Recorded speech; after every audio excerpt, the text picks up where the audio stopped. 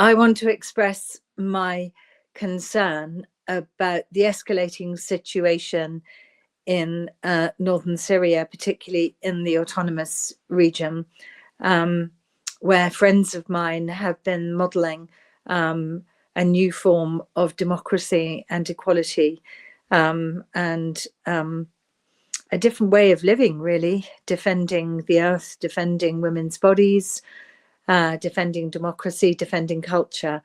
So the news reaching us, those of us who are bothering to listen and read, the news reaching us is very concerning.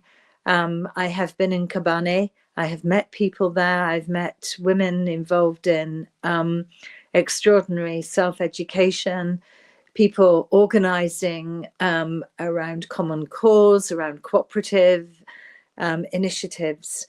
And it has been a place of hope and inspiration.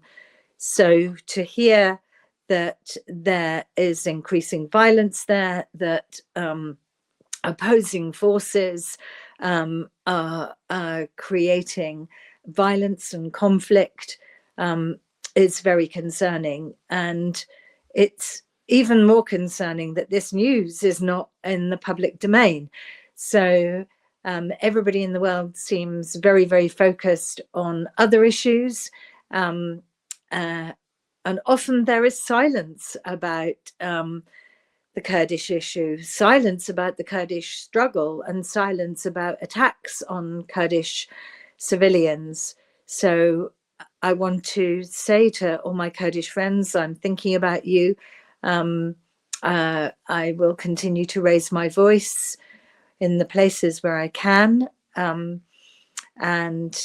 We really hope that there will be an end to this violence and that peace will prevail, and that this model of democracy, which is so inspiring for many people like me, that this model of democracy will be allowed to thrive.